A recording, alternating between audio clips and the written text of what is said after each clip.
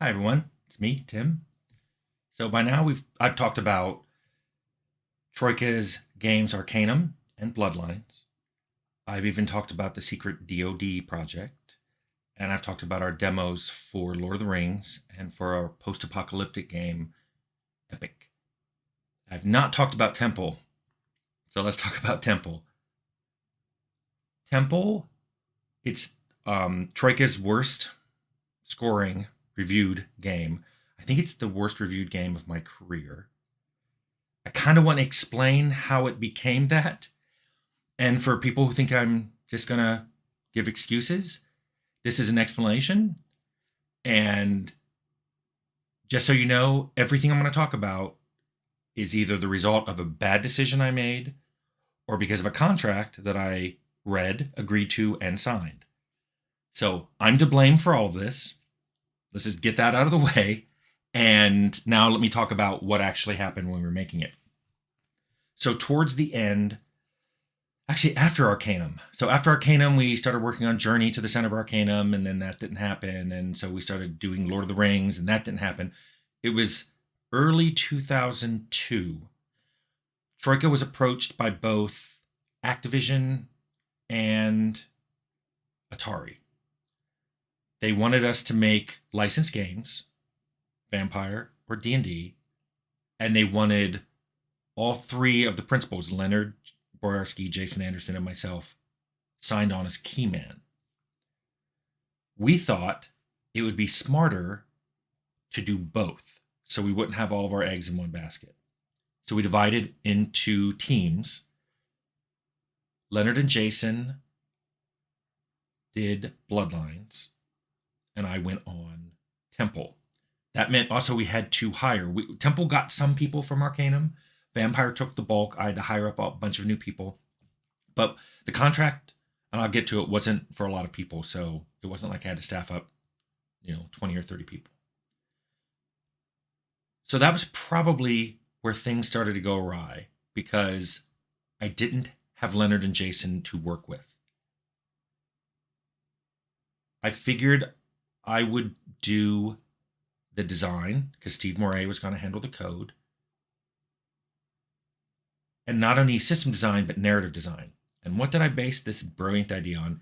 Well, I wrote a lot of like journal and lore content in both Fallout and Arcanum. Things like the FEV being a Viron. I wrote all that from scraping together biology classes and some reading. I also wrote the intro to Fallout, the whole war never changes thing, which really resonated with people. So I thought, wow, I must be a good writer. No, turns out Ron Perlman could read the phone book and it would be good. So we dove in to, or I should say, I dove into contract negotiations with Atari. They wanted us to do it in 18 months, which is super fast. Let's compare Fallout New Vegas, the far superior game, was also made in 18 months. It had over twice as many developers on it, using an engine that already had the system mechanics coded in, although they changed some, and a lot of art provided. We were using the Arcanum engine that we modified for the Lord of the Rings game. So it already had pre-rendered backgrounds, but we were going to, for Temple, add 3D characters for the player characters, all the NPCs, and the creatures. Plus, we had to do all the system mechanics for D&D version 3. Class spells, monsters, all of it. I asked if we could drop Druid and Bard classes because they're a little weird. They have a lot of special abilities. I think I also asked for Paladin, but my notes say Druid and Bard, so Druid and Bard. Atari said no, had to be all of it. That was one of the first mistakes I made with the contract, but not the last. So I said, okay, let's do that. They told me I could pick whatever module I wanted. And I let nostalgia blind me. I have been playing D&D since I was 14. I really wanted to do a Gygax module, Greyhawk wasn't represented among other D&D modules. I loved Temple of Elemental Evil. I picked that one. They were like, okay. I thought the advantage of that was WotC published it. They should agree to everything that's in it. I was wrong. Should have put that in the contract. My mistake. So we started doing it. And by the way, several people that we ended up hiring had never played D&D. So I started doing a Wednesday afternoon session for about a month or two to teach everybody D&D. And I made up something. It was Duke sends you to pick up an ancestral tapestry from his old home, and there are bandits there, and it turns out one level's haunted, and then there was something horrible in the basement, and the bandit leader escaped with the tapestry, and you had to chase him down to a necromancer lair. Several people on the team, after Temple shipped, said, I wish we had done that one and not Temple of Elemental Evil, because that one was a lot of fun. The problem with Temple is I picked it without knowing anything about what our engine was going to be able to do. So we started working on the game, and we hired up people, and we just dove in real quick. And we coded for D&D 3.0. In the middle of development, right smack dab in the middle of development, WotC's like, oh yeah, we're going to be coming out with 3.5. And I was like, did you know this? You must have known this when we started. No answer. We really think it would be better if this was 3.5 instead of 3. And I'm like, I need more time. I asked for 3 months. They gave me 2. I agreed, even though there's a lot of changes between 3.5 and 3. So we did that. That was almost about at the time we hit the idea of how are we going to let the player pick alignments, because it would be really weird to have like an assassin and a paladin in the same player party. Having an assassin NPC join is very different than the player having a lawful evil assassin and a lawful good paladin. So we came up with the idea of a group alignment, that you picked a group alignment and then you had to pick alignments that were within one step of that. And that would prevent paladins and assassins in the same group. And then that meant I wanted to make a vignette. One vignette for each one of the 9 alignments that kind of explained the reason that particular group was coming to Hamlet, the starting village. This idea, I still think this was a good idea, but it was too late. I should have nixed it, but I didn't, because I get hooked onto good ideas. Ask anyone who's ever worked with me. I sink my teeth into them. Like, no, we have to do this. The sky will fall if we don't have this one idea. So we did them. I really wanted them to be an hour each. They were a few minutes tops. Shouldn't have done that. Then, remember, now we went from an 18-month milestone to a 20-month milestone. In milestone 16, month 16 of 20 months, WotC came to us and said, we've approved stuff in previous milestones, but now we're retroactively unapproving them. Some of the things they unapproved were names of NPCs from the original module, but that was easy to change. The 2 things that were the hardest things to change were they wanted children to be invulnerable. That turned out to cause a lot of issues because there are a lot of rules about what in D&D about what other characters can affect combat. And I'm not just talking about, it would be trivial to just say they don't fight and they don't take damage. But then if you were standing near a child, does it provide cover from a ranged attack? If you're doing a cleave and there are some children near you, do they count towards the number of people standing near you for the cleave? Because you have to have so many standing within you to do the cleave. So I don't know. There was just a number of things that we were like, I don't know how we're going to keep the children in there and then find all the special cases where NPCs are counted or covers computed or anything. So what we ended up doing was just turning them off. Yes, there are some dialogues that reference kids. Like, there are kids playing in the front yard. There are no children in the front yard. But the biggest problem with unapproving is we had already done a lot of content for Knoll that was approved. And they said, no, take it out. That is why Nobe has buildings you can't enter.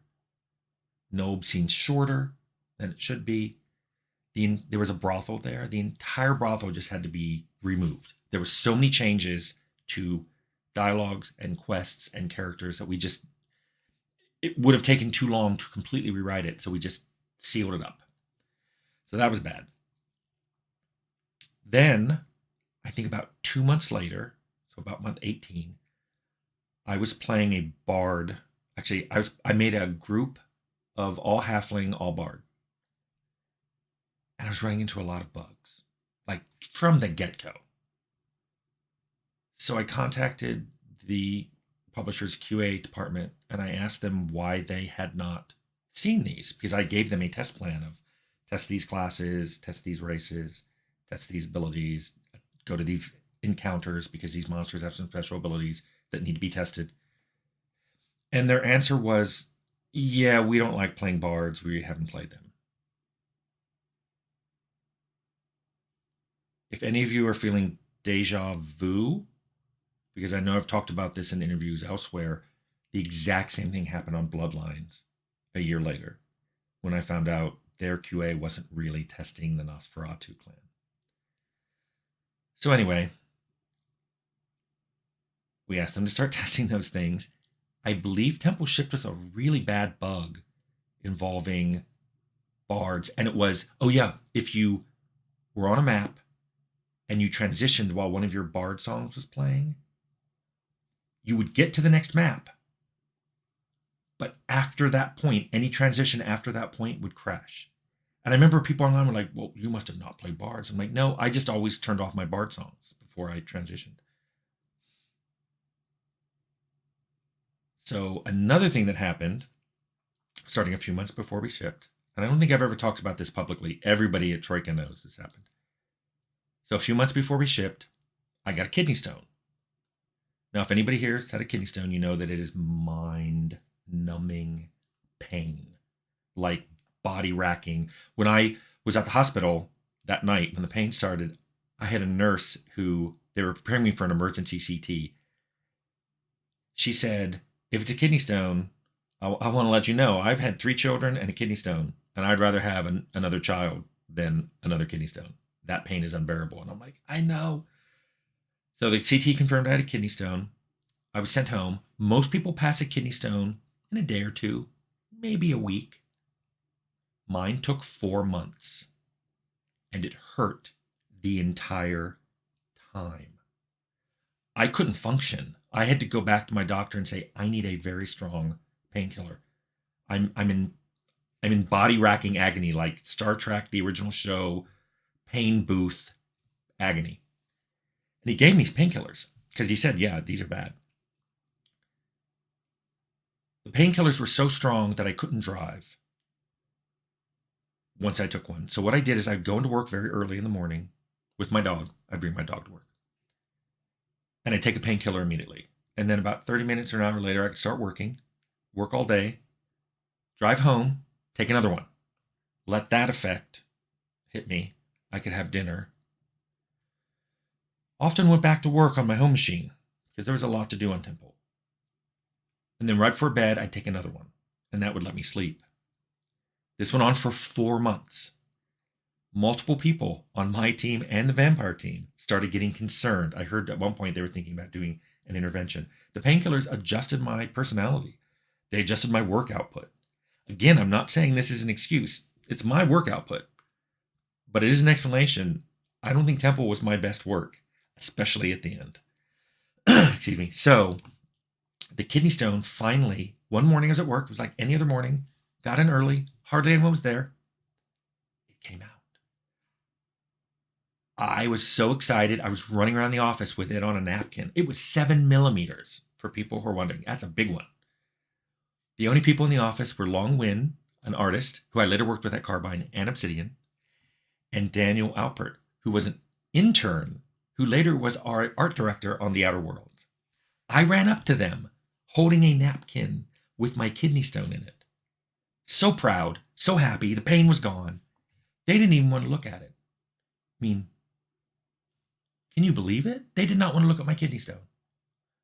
So I took some pictures of it, called my doctor. They told me to come in, and then they wanted it. I'm like, well, I want it back. The nurse was like, why would you want this? I'm like, I made it. It took me 4 months to make it. I want it. She said, no, we're going to do a destructive test. Came back a calcium stone, the standard. But by then, I believe it came out either right when we shipped or right after. We were still working on patches, by the way. And this is the other cherry on this Sunday. Troika worked on many patches, many more than shipped. I know there were at least 2 patches that did not get shipped. The reason for this was our contract stated every patch had to be approved by the publisher. The publisher had decided they didn't want to pay for any more QA. Without QAing, they wouldn't mark a patch as official, so we weren't allowed to put it out. We asked if we could pay for QA. They said no. We asked if we could put out an unofficial patch just from Troika. They said no. Somehow this got out in the wild. People found out, and it got perverted into, well, Troika won't make patches unless Atari pays for them, which made us look horrible. And I couldn't say anything about it. It was horrible. By the way, this would happen again on Vampire. So I know this I think that's pretty much most of them, most of the explanations. I know this is a bit more of a negative video than I normally do, but let me tell you, I learned some lessons from all this. And Leonard Boreska and I talk about this a lot, that you learn more from the failures of your games than the successes. Successes really don't teach you anything. Like, oh, people like that, but you don't know why. When people don't like something, you know why. So I walked away from Temple and I learned 2 things. 1, I'm a terrible businessman. I should not be allowed to read or sign contracts. And 2, I'm really not that good of a writer. As I learned later with Outer Worlds, I can write really good shorts. You need a lore for that item? I'm your man. You want a character dialogue? I am not your man. You want a quest idea? Do you want hundreds of quest ideas? I literally made 100 quest ideas for Arcanum and put them in a file for people to use. But you want me to write the quest for the log? I can do that. Do you want me to write characters that talk to you about the quest? No. So I learned a lot from Temple, and I like the game. It's fun. It feels like D&D, and it's so pretty. It's so beautiful. I think Temple has gorgeous art. Yeah, the quests aren't that good. The dialogue's not that good. And the combat spaces are a little tight. But I like it. So I know some of you like it, some of you don't. I hope this video gives you some insight into what actually happens during development, both in and out of control of the developers. So, thanks.